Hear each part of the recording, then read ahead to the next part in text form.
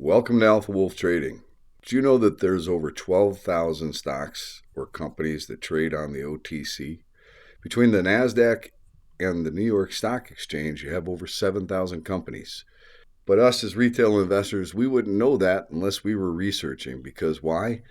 Wall Street focuses on the elite, the big companies.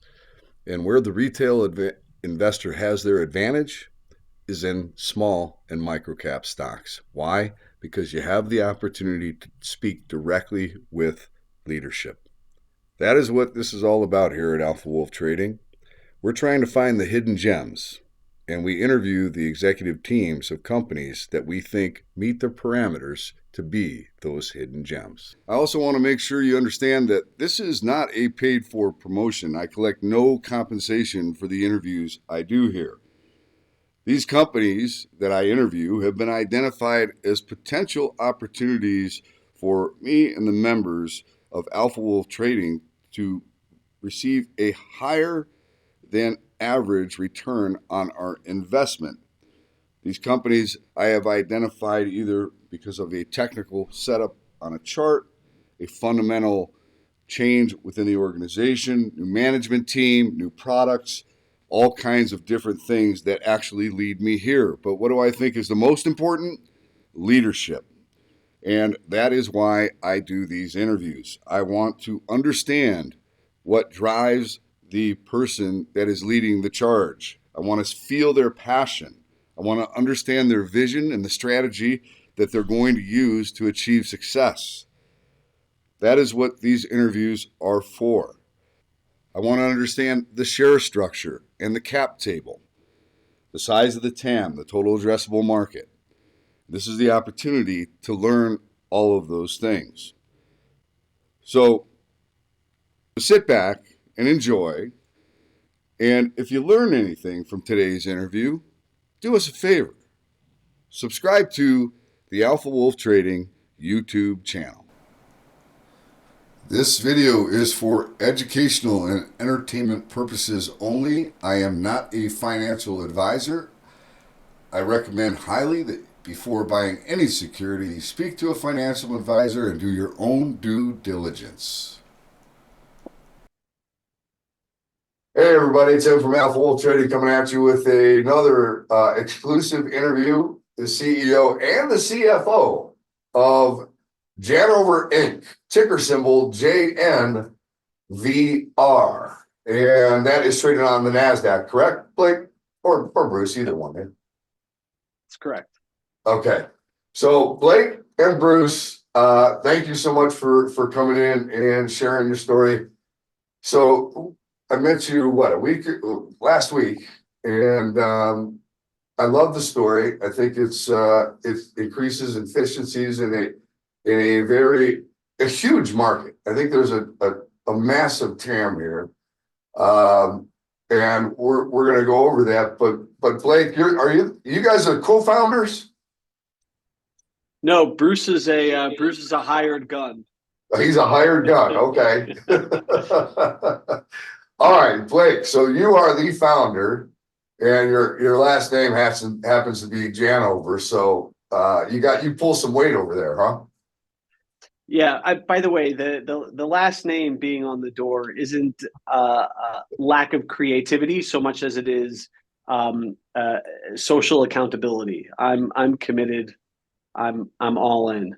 And yeah. And I do. How did you say pull some weight? But we try to keep it meritocratic here. The best idea wins. So. All right, excellent.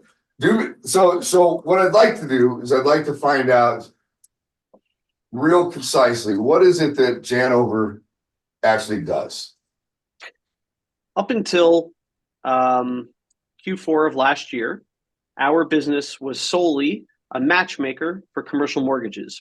So when you think about residential mortgage, they're all kind of the same. They're cookie cutter. They're what somebody fancy might call homogeneous. They all look the same.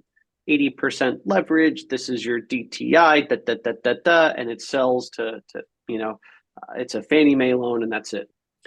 Commercial is totally different. There's a million different features to every loan. and there's 10,000 banks and credit unions with tens of thousands of different products, and nobody's ever kind of put it together before. Nobody's ever aggregated it or organized it into one place. So we're taking the million commercial real estate owner operators, developers on one side of the marketplace, and the tens of thousands, hundreds of thousands of bankers that all have different loan products that are changing all the time.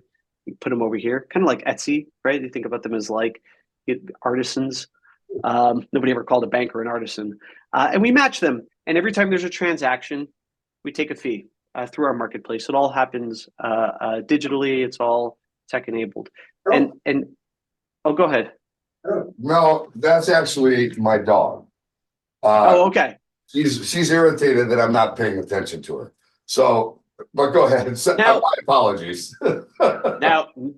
now I'm irritated that you're not paying attention to me. So for quite some time, we've been building this perfect product to make multifamily and commercial real estate financing easier, and now more recently, small business financing.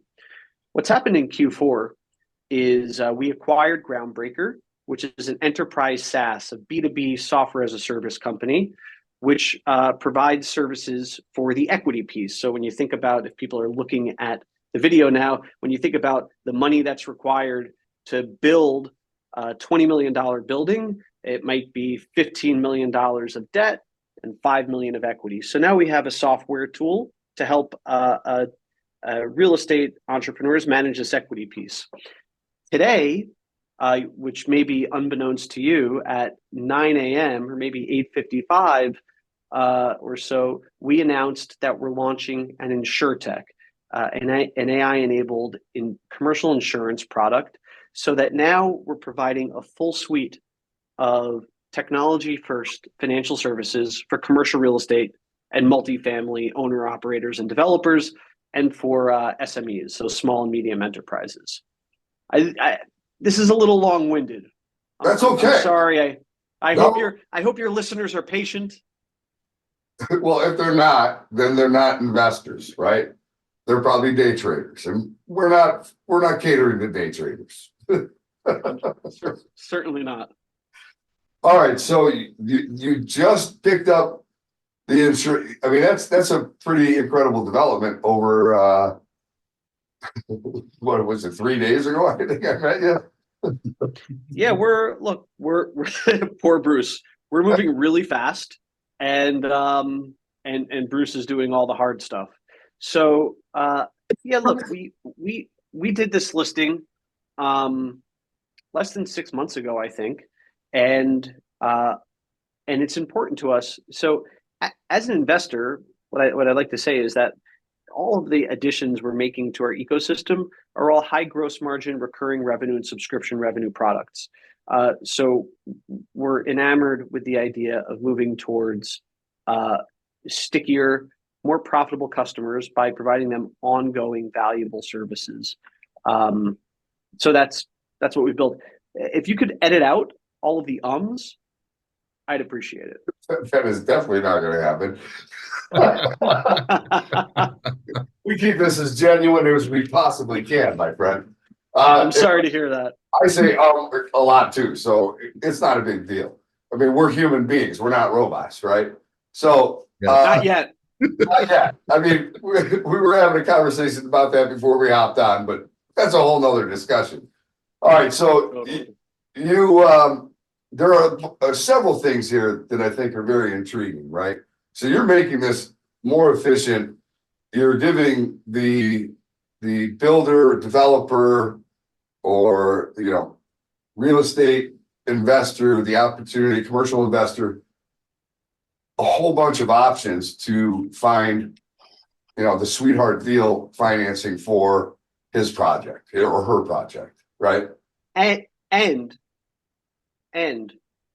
we're aggregating all of the banks, credit unions, debt funds, REITs, life cos, and we're giving them borrowers and deals that fit right in their strike zone, right in their sweet spot. And we make it super easy to underwrite, quote, and process a deal through our software. So this is really important because I think a lot of people say things like, we're democratizing commercial real estate finance for the commercial real estate. And when I say commercial, I don't mean office. We do very little office. I mean apartment buildings, retail, industrial, small business owner. I'm a dentist. I'm building my own dental practice, whatever. So we help these guys in a big way. You know who else we're helping? The small community bank, the small credit union, the emerging lender that has a better product, that has no way to compete with Wells Fargo, who everybody loves, who has no way to compete with Wells Fargo, who wins deals just because they have a brand and more boots on the ground and more money to spend, right? Wells Fargo doesn't have the best product. You know, but let me not. I don't want to pick on just Wells Fargo. I don't want to pick on Wells Fargo. I just want to say, Wells Fargo is, what wonderful. Please don't sue me. Like a big bank shouldn't win alone just because they're a big bank. The winner should be the person with the lender or the banker that has the best product, the best service, the best rate, the best leverage, the best terms, the best whatever for that borrower. So we're democratizing it for the lenders too. So now, finally, a single branch credit union and JP Morgan are on the same playing field. May the best man or woman win. So we're democratizing for both sides. And Wells Fargo is a wonderful institution. They have the stagecoach, and they did things in California in the 1800s.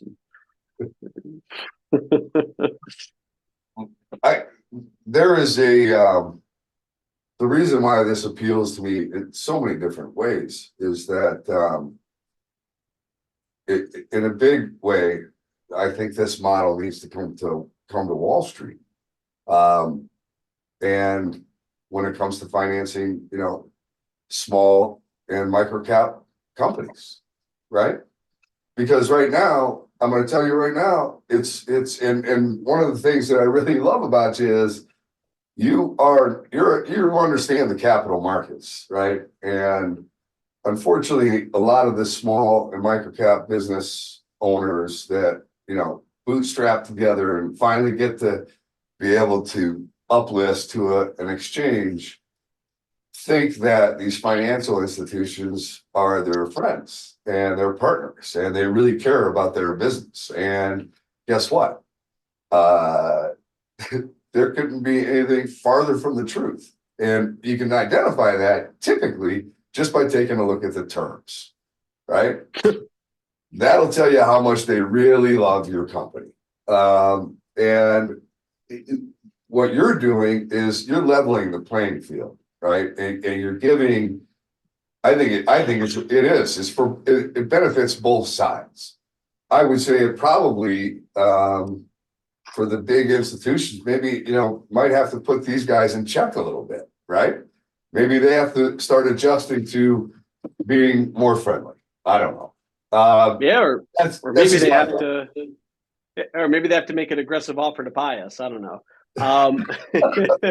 So Bruce, was that inappropriate? I was just making a joke. You're on mute, so as long as I'm safe. Characterizing as a joke, we're in good shape. Yeah. So a couple points. I'll say that I agree with you on the Wall Street front. I think there's also good eggs, right? So this guy Ben Zucker and his partner Zach Blumenthal, these guys scorched earth for us, it was it was a positive experience working with those guys. But the banking world is dangerous. It's wrought with what we'll call it challenge. There were some great guys at RF Lafferty that were helpful. I love to beat up on bankers. Who doesn't? But what I'll say is that I did not expect to get on here and ever defend investment banking and microcaps, but there's definitely it's interesting, right? Like, is the issuer really the customer of the IB? And the answer is generally not, right? they're catering to their investors, get them a good deal. Those investors will come back and keep investing. So, yeah, in a tough market, the issuers definitely get a disproportionately bad deal. In a good market, I saw healthier, more friendly transactions to issuers. All of that said, when you look at this this S curve, right, this adoption curve. So at the top over here is like travel agencies. So travel agencies, like the generic one, doesn't exist so much anymore, right? It flew up the adoption curve, and now like everybody goes on Google to find their flight, or maybe Kayak or Booking.com or someplace like this. On its way up is consumer financial services, credit cards, online credit cards. Coming up is online mortgages like Quicken Loans and things that NerdWallet are doing. And then down here, where the adoption hasn't happened yet, we've got what I think is commercial real estate and small business finance starting to come up this hopefully vertical slope. And at the back end of that is investment banking and things like that, stuff that's wrought with inertia. It'll all eventually fly up that adoption curve. So, would you consider yourself a early adopter, or would you say you've got an artificial intelligence component here, right? That's a real one, not a fake one, not a pretend one, not the fluff one, with the guys that your plumber comes in and he's wearing a hat, says AI. Where's the AI? It's real AI.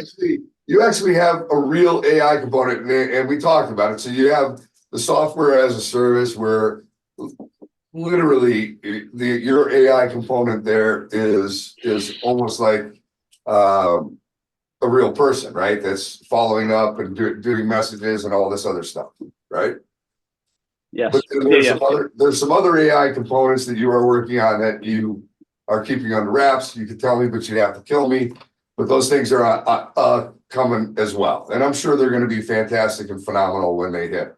Anytime in the near future with these new things, or no?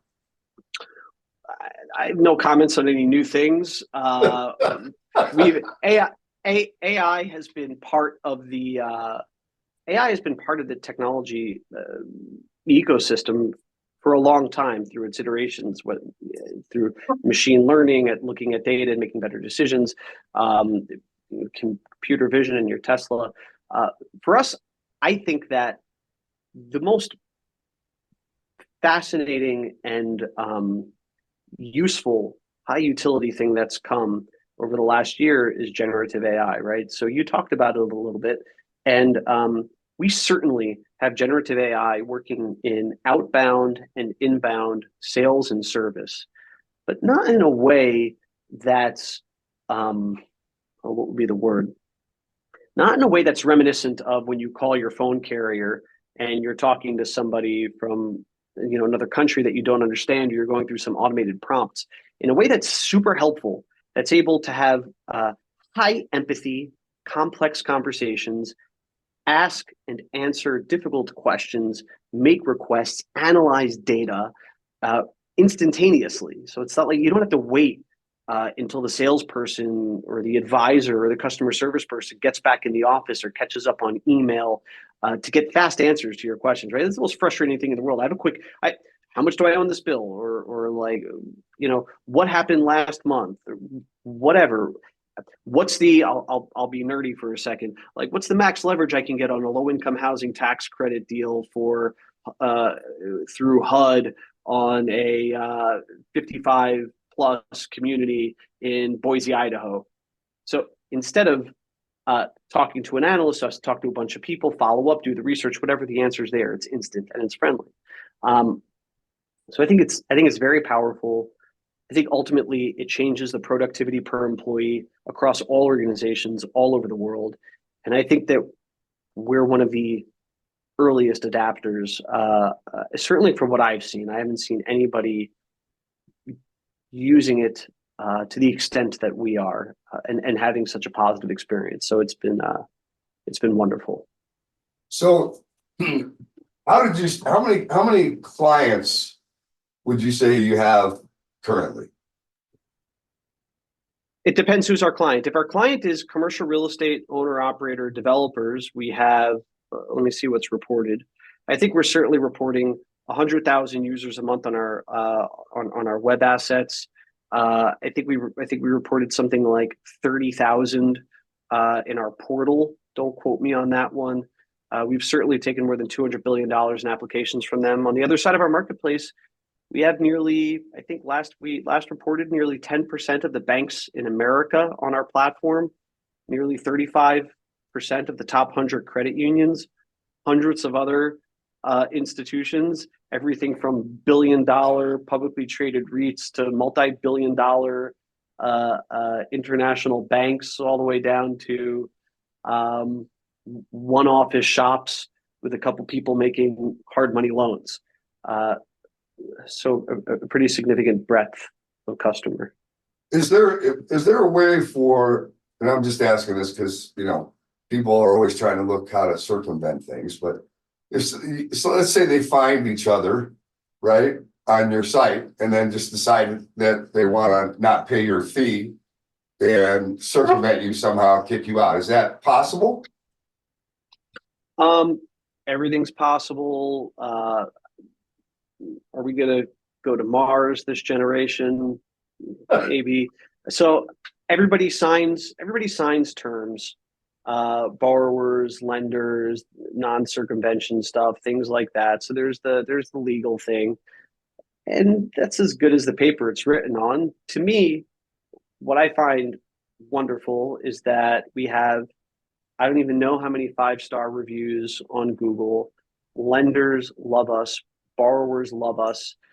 We've had cases where a borrower's gone around us and the lenders come right to us and been like, here's a wire. They came back. We didn't do anything wrong. This is your business. And we have lots of cases of borrowers coming back and saying, because for the borrower, it doesn't cost them anything. If they already have a deal, they come on our platform and it's like, hey, here's all the other deals. Right. You have your choice. So it's a win-win for everybody.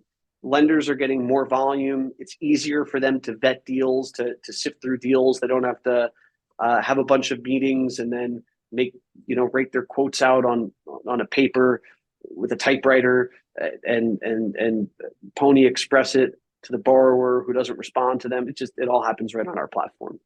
I love it. All right. So just for curiosity's sakes, what is the background on both of you guys? I think it's a fair question. I'll go first, and then then Bruce has the more impressive background. So what do they do in baseball with the guy that comes up? Cleanup hitter. You can tell I'm not watching baseball. I hope that's not a problem for investors. It's because I'm working. So I've got, I'd say, approximately 2 decades of experience around at this intersection of real estate and technology. I used to own and operate a residential and commercial real estate lender with real estate brokerage and title in the last cycle. So I've been through a cycle end to end and know what it's like to have my face ripped off by the market. I think we were much better prepared this time around. I've over the course of my career, I've probably employed give or take 1,000 people in aggregate. I've had failures. I've had an exit. I've been involved in billions of dollars of transactions, be it from anything from underwriting to doing the financing, to being a GP, to being the LP. I've been part of a general partnership building a large institutional asset in Miami, and kind of everything in between. I'm a Harvard Business School alumnus, which may or may not be something to be proud of today, depending on. I would have left that piece out, bro. Depending on your political persuasion, and I participate on boards and everything else, but at the heart of it, I'm an entrepreneur for 20 years. I'm an operator, and my experience is specifically at this intersection of real estate with technology. So that's it in a nutshell. I'll pass it to the big guns. Again, my name is Bruce Rosenbloom, Chief Financial Officer at Janover. I've got about 30 years of experience in accounting and finance. Started off in public accounting with Deloitte, moved into working for a smaller company way back when, which was an online pet medication fulfillment company called PetMed Express, ticker symbol PETS. I think when we started, we were on the pink sheets bulletin board at 25 cents, 30 cents a share. When we got there, the company was doing about 10 million top line, losing about 3 million bottom line. Within a year, we were able to turn that company profitable. With about a $3 million investment, we were able to get that company from 10 million in revenue to 300 million in revenue over a 20-year period. And shareholder value, I think, payback between dividends and buybacks and share appreciation, over $300 to $400 million to investors. And I think our pinnacle stock price is like $57 at one point.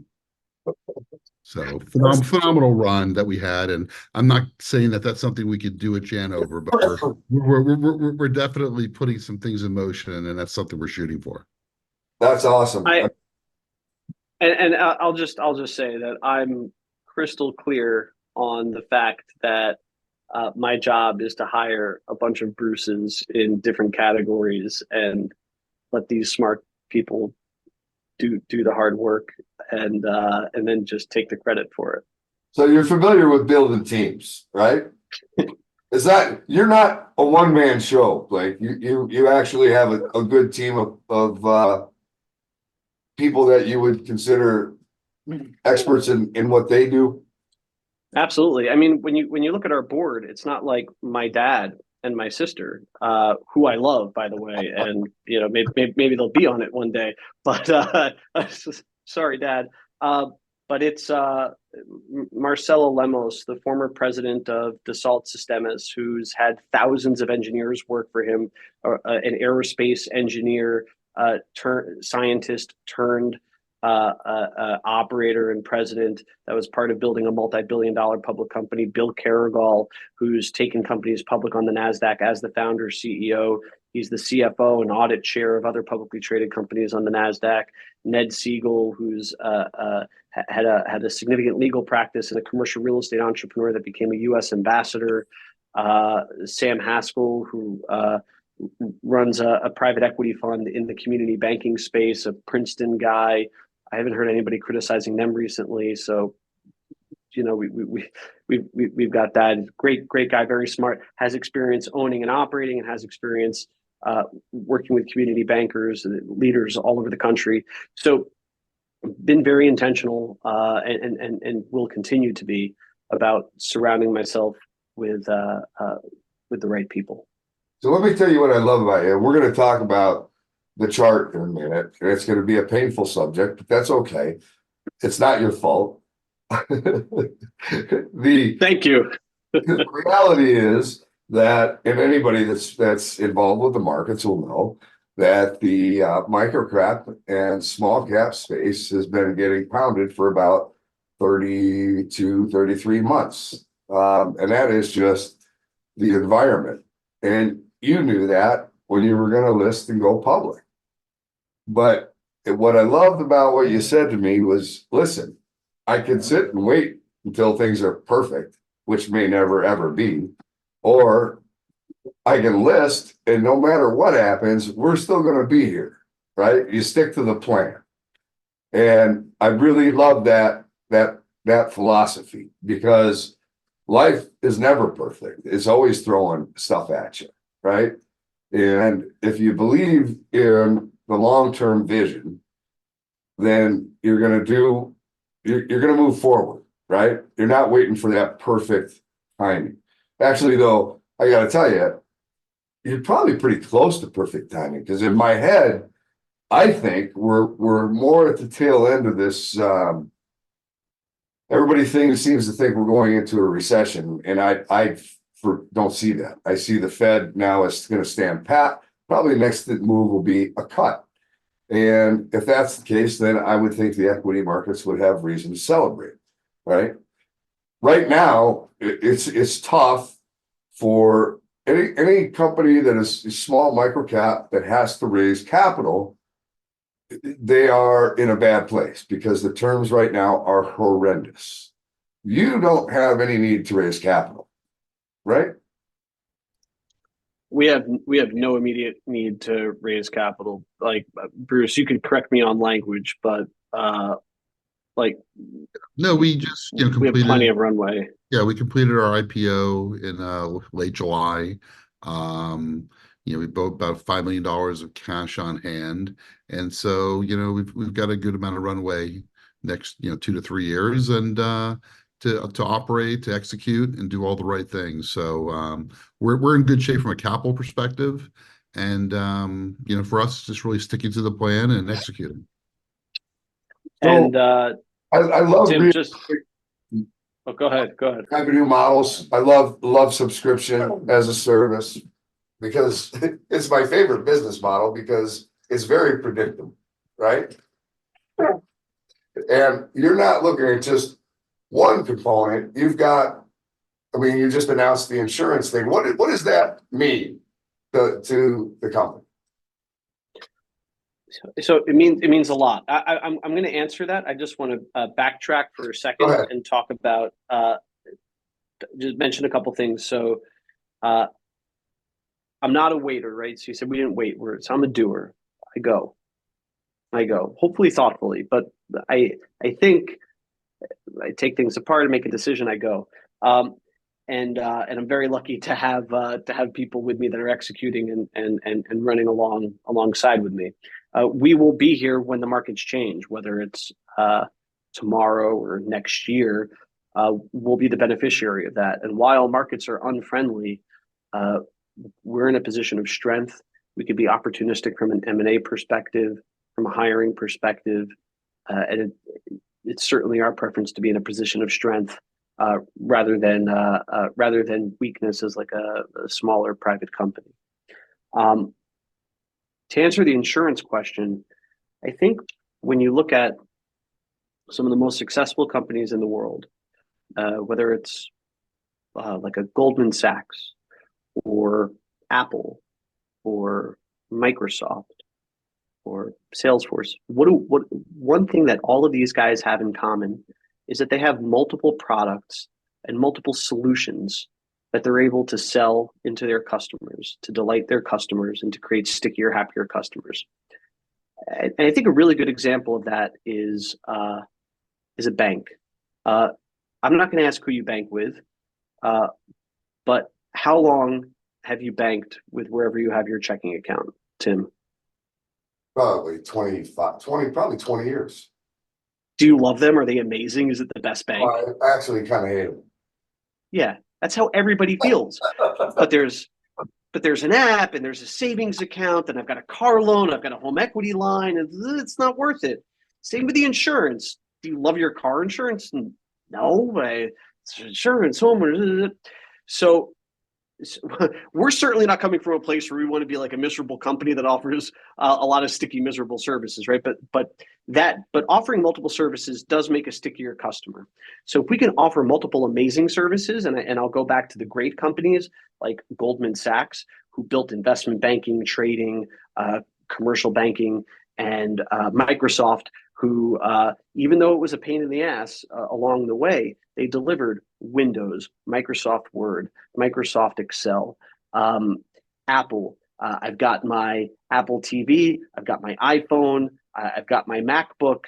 Sometimes I hate it, but I'm part of that ecosystem. So we're building an ecosystem of technology first, financial services for the entrepreneurial commercial real estate owner and operator, for the entrepreneurial small business owner that wants to do it better, and that smarter. I was going to choose smarter, faster, easier. Yeah, that's what it's all about, right? I mean, if you can find that, I don't care what business you're in. If you can do it smarter, faster, and easier, that's a win-win.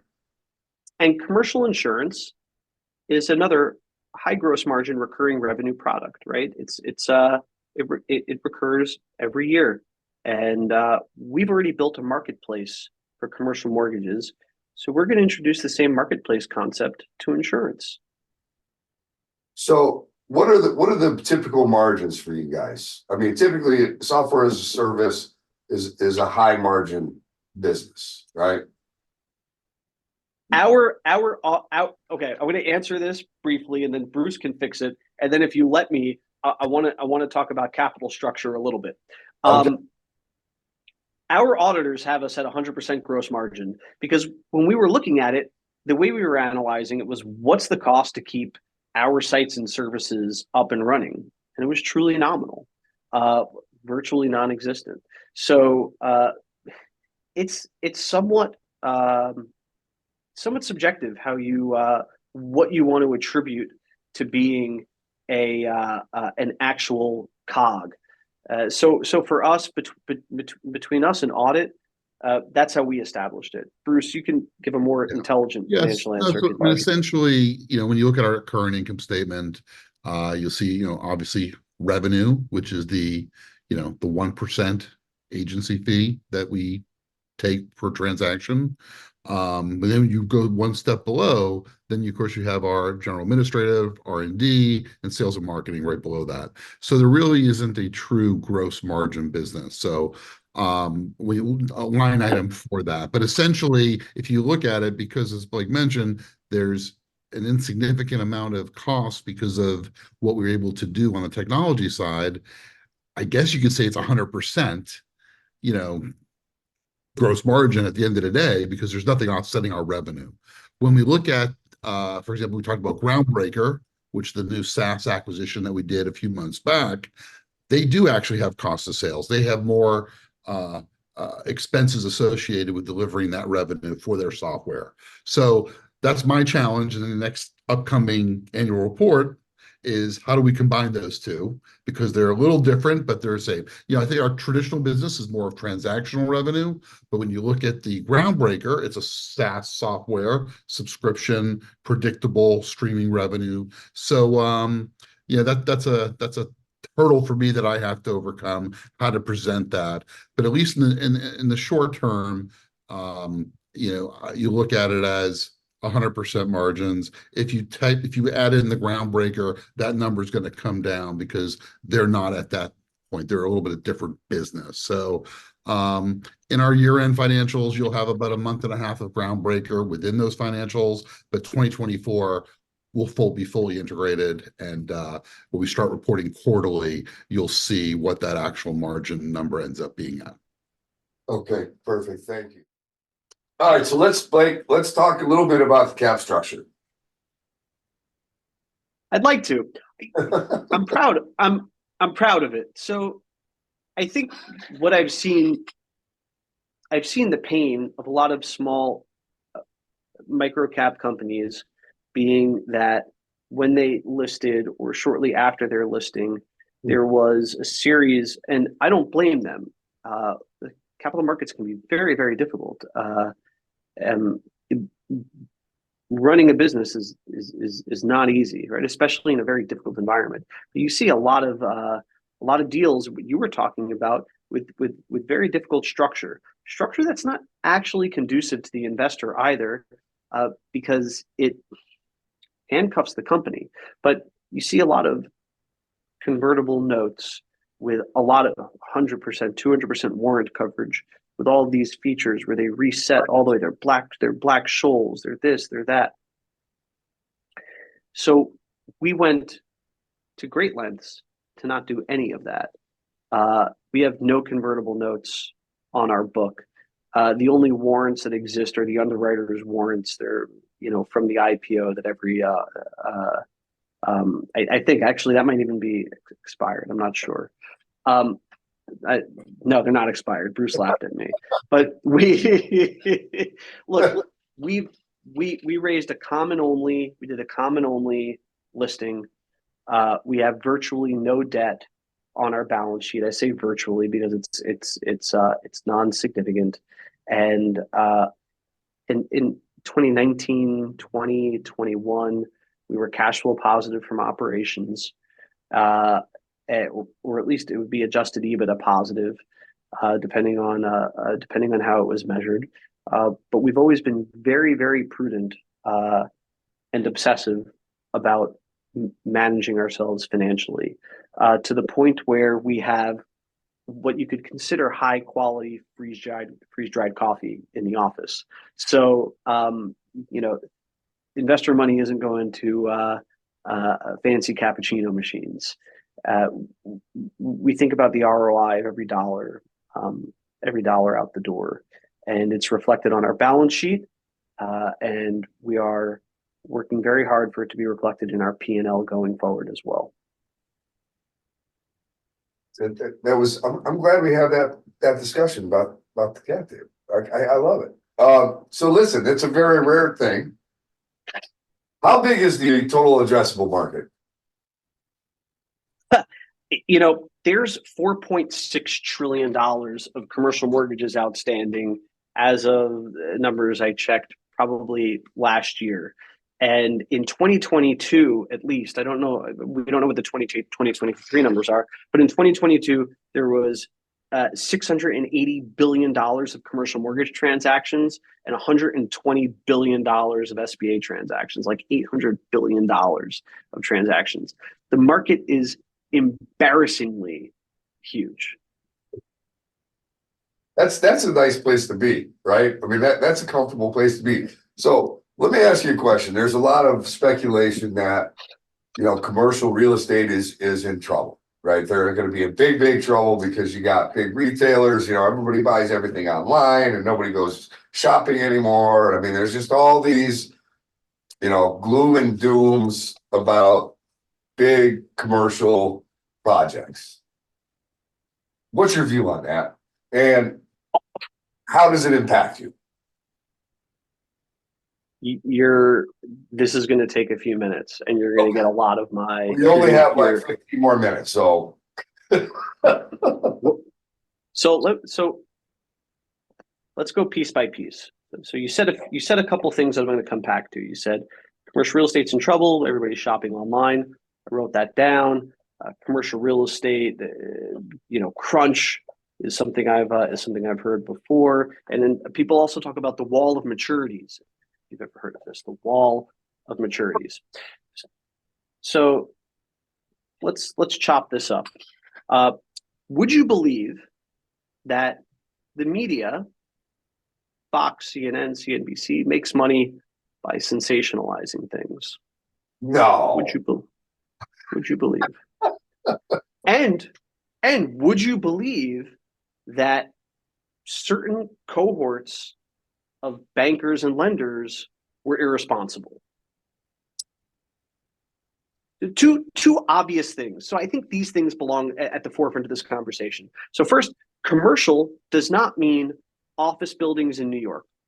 Commercial means apartment buildings in Georgia, in Florida, industrial complexes, warehouses, refrigerated warehousing, strip centers, supermarkets where you get all your food, or where your Instacart shopper goes and gets all your food. What is it? Data centers. Data centers, all of it. Okay? Hotels, which are scary things, but every time you go, it's like so expensive and the hotel's full. So commercial real estate is a very broad subject. So anybody that says commercial real estate and then has a strong opinion, I'm not super likely to listen to. It's a geographic thing. It's an asset class thing. There's a ton to it.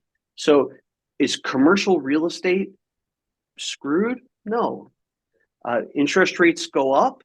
The prices of financial assets go down, for sure. I think that's like a very common thing. So let's talk about this. So commercial real estate is in trouble is too vague. Is B and C like old shitty office in urban centers like New York and not Miami, but like San Francisco, is that in trouble? Yeah, that's under pressure. Sure, super under pressure. Uh, is retail in trouble? I think if you look at a chart, there's like most of spend happens at physical retail. I think physical retail is an order of magnitude more profitable than online retail. Most direct to consumer online retailers lose a lot of money. Just look at every online mattress company and every online shoe company and everything else. Physical retail is a much more profitable business. People that are like buying clothes online, you know what people that buy stuff online do? They return stuff online. So, and Walmart couldn't figure out how to subsidize this with the Jet.com purchase, and I think it's very complicated. It's very, very complicated, right? So retail's okay. It was the end of retail in COVID. It was the end of retail on Amazon. And retail's had so many ends. Everything's going to be okay. Now, there were certain lenders that gave themselves too much exposure to whether it was construction or floating rate debt that wasn't hedged, where they didn't sell the rate caps, and there may be certain CMBS lenders that got a little over their skis, and there's billions of dollars of problems in a market that's multi-trillions. There's a wall of maturities. This is my last rant. There's a wall of maturities in 2024 and 2025. And you know when else there's a wall of maturities? In 2026, 2027, 2028, 2029, because all multifamily and commercial mortgages are balloon notes. They're not 30-year fully amortizing loans like you get on your house. They're all 5-year and 10-year loans. And those loans from 10 years ago at 3% interest, those loans are doing fine. Not because it's 3% interest, because their net operating income and their value increased with inflation. They benefited disproportionately from inflation. There's lots of complication. And I could obviously, or maybe not obviously, but I could spend hours dissecting it, taking it apart, and talking about it. But what I'll tell you is that we're in a great business. And there's never been a better time to be in the business that we're in, because this disruption, this dislocation in the market strengthens us as a marketplace, as a platform, as people go out and say, what else is out there? What's better? Right. What else is there? And we're there. We're there to provide something better. Absolutely. All right. So real quickly, Bruce, how many shares fully diluted outstanding do we have? Oh, 10 million, maybe another 500,000 when you add in, warrant stock options, things like that. Okay. So let's just call it 11 million just for fun. Sure. Okay. 11 million. What kind of a revenue are you guys doing? It's funny when we talk about data and numbers, we really can only go through our reportable quarter, which is the September quarter. So through the 9 months, 1.6, 1.7 million in revenue, which was down about, I guess, 2.3% year to date. But for the September quarter, we're up about 11%. Okay. One comment. Go ahead.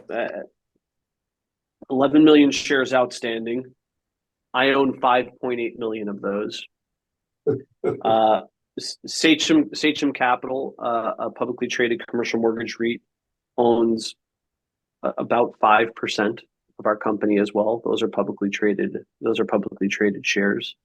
Bruce, I don't know if the number is completely right, but I think there's about 3.8 million shares in the publicly traded float. It's pretty low float. A little bit more than that, about, let's call it 4, but yeah. All right. So let's just talk about what that means, right? I mean, there's a couple of things. There's a couple of ways you can look at it. I like a small float, right? That's me personally, especially if the holders are insiders, and I'm thinking Blake, you're probably a strong holder. I'd say so. I mean, outside of every blackout window or what have you, I think I bought stock every time. Okay, so when you get a blackout period, which a lot of people always, they always start. Why isn't management buying? Well, because they're in a blackout period. That's why. Yeah, but actually, both Blake and the board has also participated in opportunities when they could buy as well. So that definitely showed a strong indication of where we feel as far as management. So what do you? Bruce has been buying too. What is your biggest challenge? I think is it in regard to the stock price or to the business? Because those are two separate things. Okay, address them both. I think in the stock price, I think the biggest challenge is macroeconomic and perception.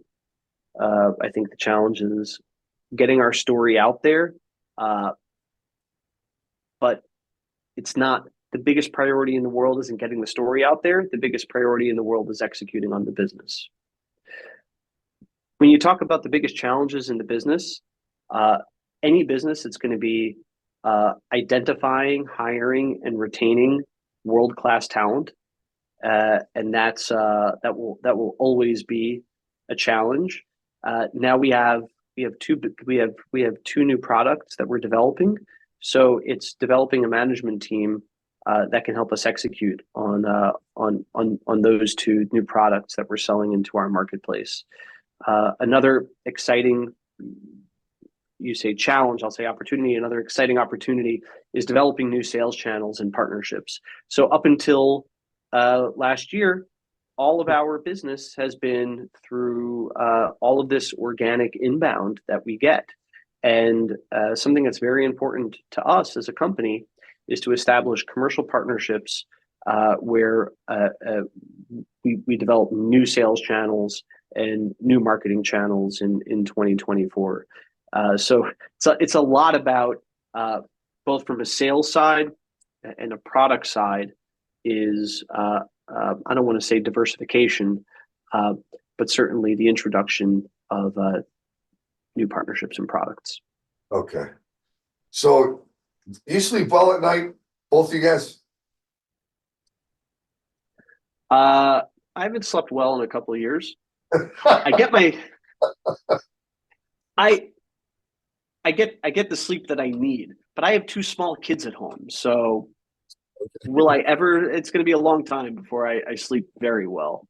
Yeah, no, but I sleep well at night, except for the dog during a thunder and lightning storm. Other than that, I have a 4-year-old and a 1.5-year-old. So, well, you'll get through that in about 18 years. You'll be good. That's very comforting. oh, that's about right. I'm glad you guys are having fun. All right, listen. So let's just recap real quick. We have a gigantic TAM.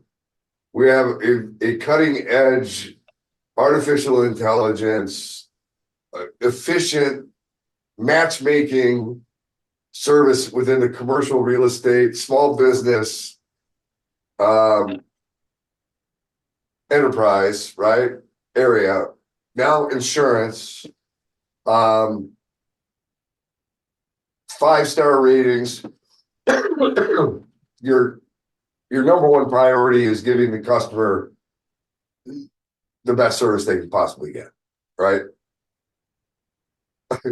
You've got experience of 20 years in the industry, so you kind of know what you're doing, and you like to build a team of top talent, right? Keep going. Keep going. All right.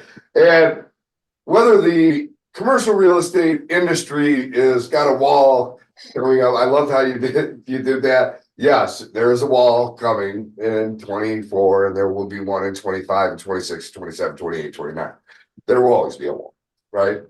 But then when you break down the components of what commercial real estate is, it is not the end of the world, right? Um, and I know that it shocked me that you actually say media likes to sensationalize things.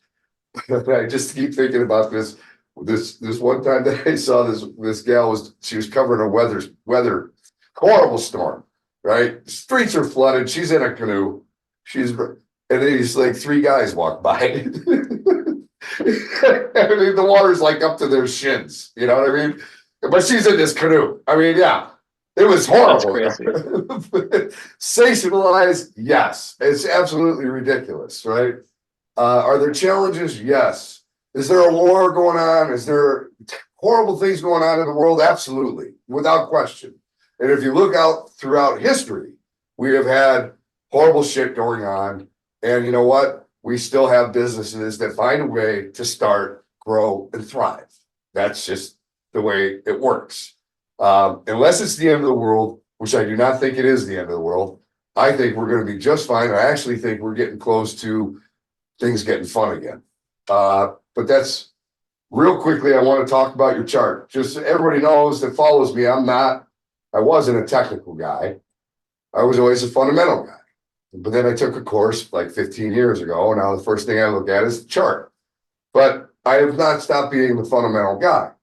I just like to combine the two, right? If I can find an interesting setup, and then I can also find a compelling story and combine those two, then my odds of hitting a home run, I think, improve significantly.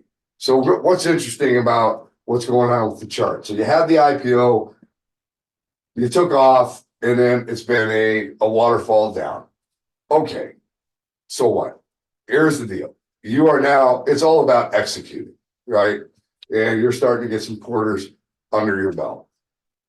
You're doing acquisitions, and there is likely, I would think, continued growth on the way. So what I look at right here is it's not an accident that the price of the stock is hovering right around $1. That's a big spot, right? If you fall below $1, stay there for 30 consecutive days, then you get the NASDAQ notification, blah, blah, blah. And then it's 185 days to get your stock back, or is it 185? Yeah. And then you can file for an extension. So in other words, it's an entire year. But what I see right now, you have the long-term trend, which is from the upper left to the lower right. But really, you've been in consolidation mode, right? You're kind of building a base. And the $1 mark is acting as the floor. So I actually like to call that the launching pad, right? The longer the launching pad, wider the launching pad, the higher the takeoff, right? When you finally break that downward trend, could be the beginning of a new trend, which is from the lower left to the upper right. So I guess after meeting you guys and asking myself, okay, is there an addressable market? Are these guys, they seem like they're not going to do anything stupid, take any real dumb capital raises. I think that you look at this and you say, okay, what's my risk reward, right? The risk is that you go bankrupt. I lose $1. The reward is potentially you go back to 550, where after you IPO'd, where you went and touched, right? This is the beginning of this story. And I'm not telling anybody what to do. That's not what I do.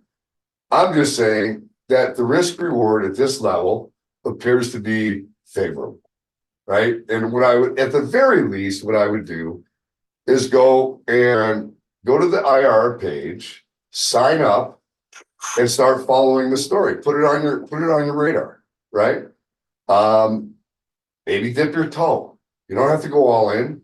You can just dip your toe, right? Just to keep this on your radar. But I think this has got an AI component that's real.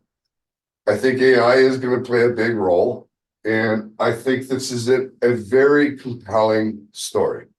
So what I would like to do, when are you guys reporting earnings? Early to mid-March. It's our Early year, March? get a little bit extra time for reporting purposes. Okay, so barring any other acquisitions, or significant catalysts that might happen between now and then, I would say let's have you back after the quarter and talk about what happened there. Does that sound good? Sounds great. Sounds great, Tim. All right. I wanna thank you guys, both of you, for taking the time to tell us your story. Is there anything, either one of you guys, you feel I missed? Well, I just want to say I love what you're doing. I'm grateful you reached out. I've had a lot of fun talking to you over the last days. It's nice talking to somebody high energy, that's smart, that gets the business and the industry. So for me, this has been a very pleasant experience, and I look forward to having more conversations. And I hope I didn't bore any of your listeners too much. No, I think this has been a great interview. I think you got a good story, and I'm excited to see where this goes over the next couple of years. I think this could be a lot of fun. So we'll have you guys back unless there is a catalyst between now and your reporting. Okay. Yes, sir. Sounds All good. right, guys, hold on one second. I'm going to shut this off. Thanks for tuning in to another exclusive interview here at Alpha Wolf Trading. Today we had Janover Inc. CEO Blake Janover and CFO Bruce Rosenbloom. I hope you enjoyed today's interview, and if you did, do us a favor, give us a like. How about giving us a share? And make sure you smash that subscribe button. All of those things are very important to us here at Alpha Wolf Trading and genuinely appreciated. Until next time, stay safe. Alpha Wolf Trading wishes you the very best of success.